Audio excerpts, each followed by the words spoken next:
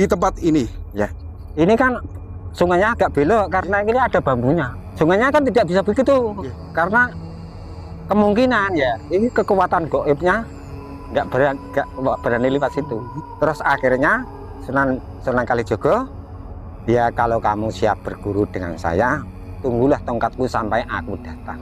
Tongkatnya itu ditancapkan ke bumi, ditunggu sampai 8 tahun.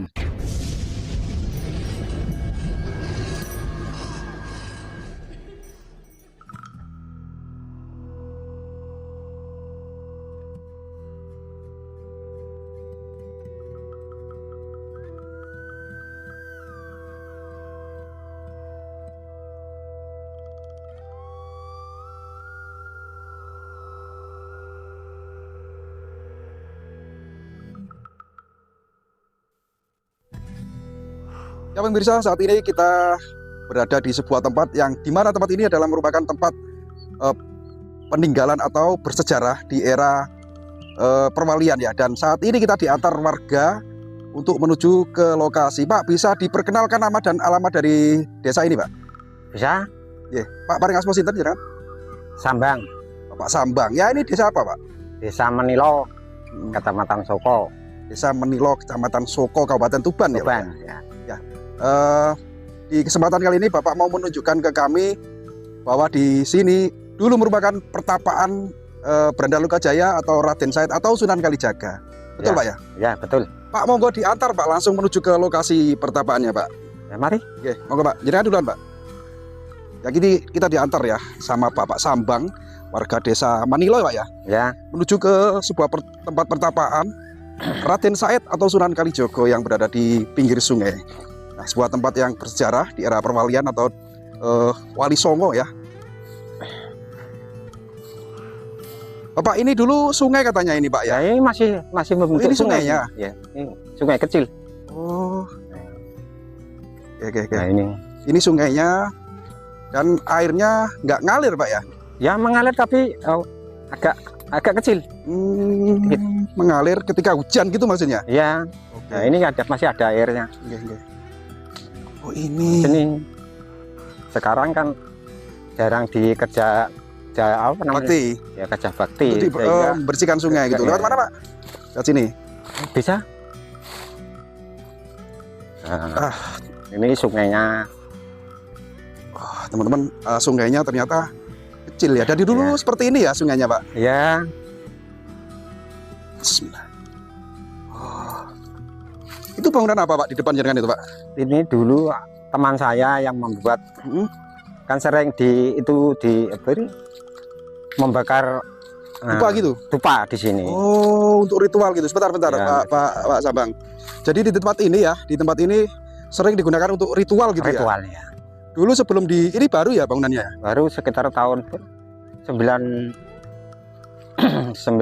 gitu perkara. Sebelum ada atau dibangun bangunan ini berupa apa ini, Pak?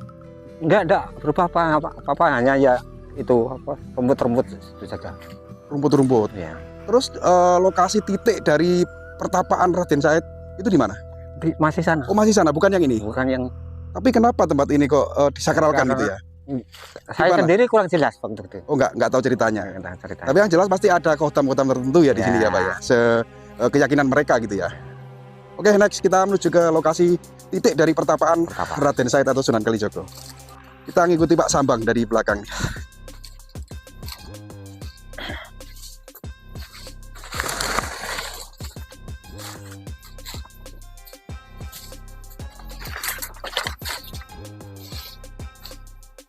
Bener-bener nggak ngalir ya airnya, Pak ya?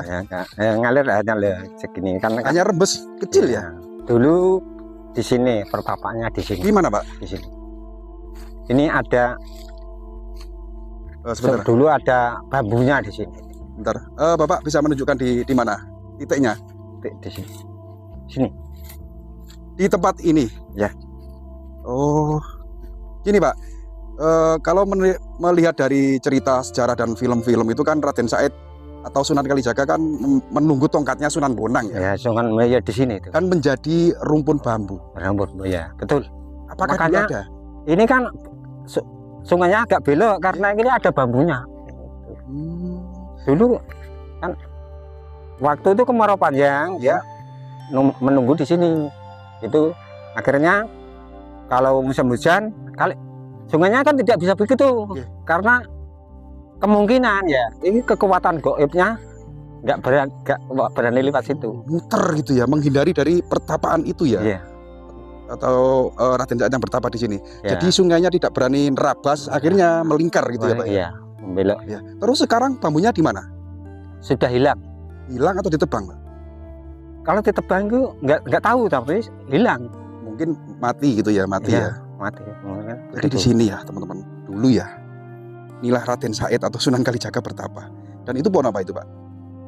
Ini kan pohon baru, namanya pohon sengon. Oh sengon. Iya. Itu seperti ada batu, bukan batu atau pondasi itu? Kalau itu pondasi ya, pondasi jembatan ya. Situ ya. Ini kan termasuk jembatan ini kan baru. Dulunya tak nggak ada, hanya bambu. Bambu, maksudnya jembatan pertolongan gitu. Itu penyeberangan alternatif gitu ya. Ya Bapak, kita kan sudah sampai di tempat di mana titik pertapaan atau tempat bertapa Raden Said di sini ya, di tempat ini ya. Ada tempat yang lebih diistimewakan nggak di tempat ini? Punden gitu ya. Kalau orang-orang yang sering umpamanya berita entah apa kan di situ. Oke, kita bisa nggak diantar ke sana Pak? Tidak. Ya, monggo Pak, kita menuju ke dinamakan Punden ya. Dinamakan Punden. Jadi kita menuju ke Punden yang ya diruat gitu Pak ya. Masih diruat atau diuri-uri oleh warga, dan ada juru kuncinya nggak Pak? Kalau juru kuncinya itu milik warung tadi. Ya, itu yang memegang kunci. Oke, kita menuju ke Punden.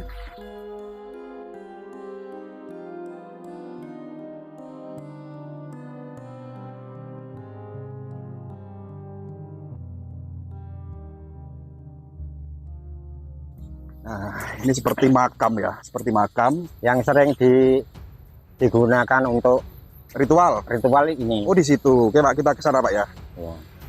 Lewat mana Pak? Lewat sini saja.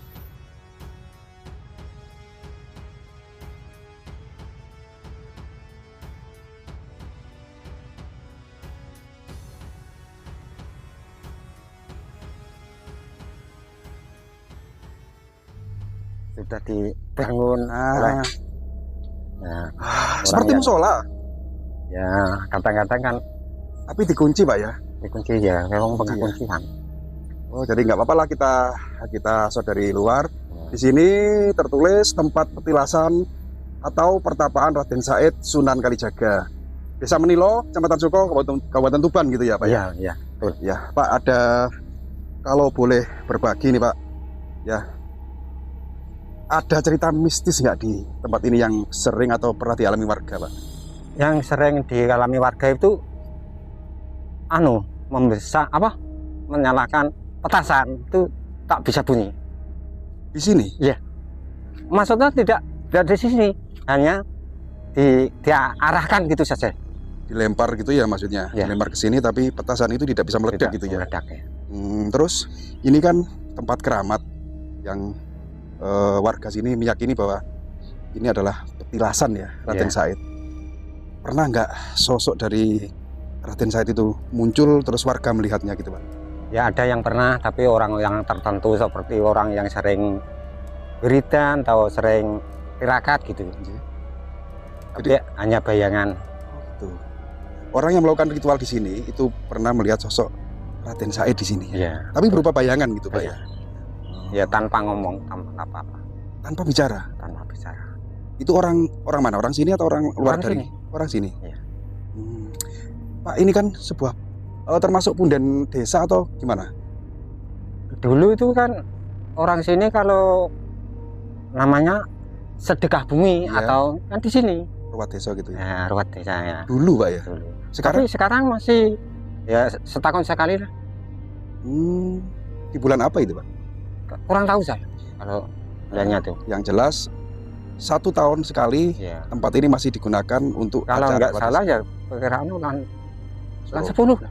Oh, jadi setiap bulan 10 warga sini ruat desa. Ruat desa. Seperti apa? Nanggap gitu. Oh, tidak ada namanya hiburan atau cuma itu bentuk ayam yang dipotong utuh, ayam potong, ayam panggang lah. Ayam panggang. Ya Pak, sekilas untuk memperjelas dari video ini dan memperkuat tayangan video ini, Bapak bisa menceritakan siapa Raden Said Sunan Kalijogo itu? Raden Said adalah putra Bupati Tuban yang namanya Wiloteko. Yeah.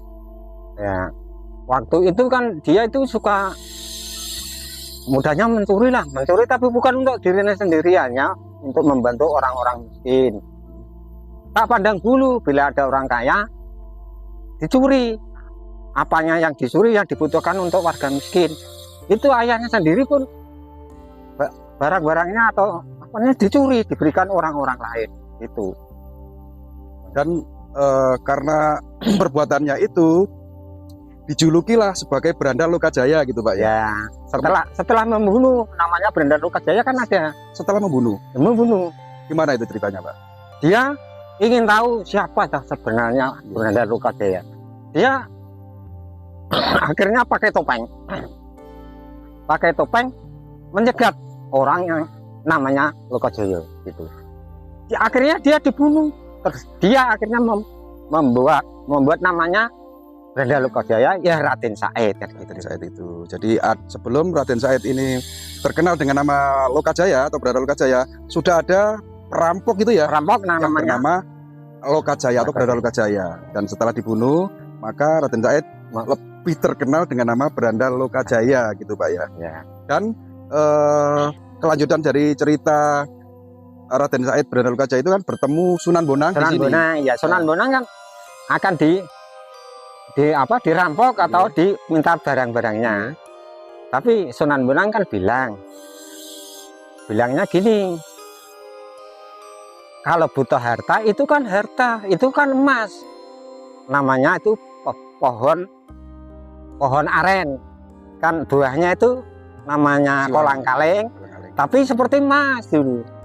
Terus akhirnya Sunan Kalijogo sebelum menjadi Sunan Kalijogo itu kan masih Raden Said akan manjat pohon namanya pohon aren.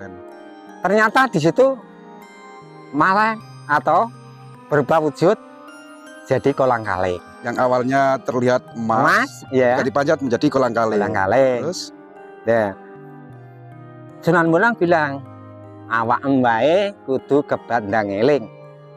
Dalam bahasa Melayu atau bahasa Indonesia itu, kamu cepat-cepat dan tobat atau cepat-cepat berhenti gitu. Terus tanya, siapa kamu? Ya, aku Sunan Bonang. Iya, saya Sunan Bonang gitu ceritanya. Nah, setelah itu Raden Said mengakui bahwa Sunan Bonang itu sakti, akhirnya mau berguru gitu ya kalau nggak salah ya. Terus disuruh, ya kalau kamu siap berguru dengan saya, tunggulah tongkatku sampai aku datang. Di tempat tadi ya Pak ya? Di tempat tadi, tongkatnya itu diletakkan di situ atau ditancapkan ke bumi, ditunggu sampai 8 tahun. Itu ceritanya. Setelah 8 tahun Sunan Bonang kembali lagi masih bertapa menunggu tongkat ya. Gitu.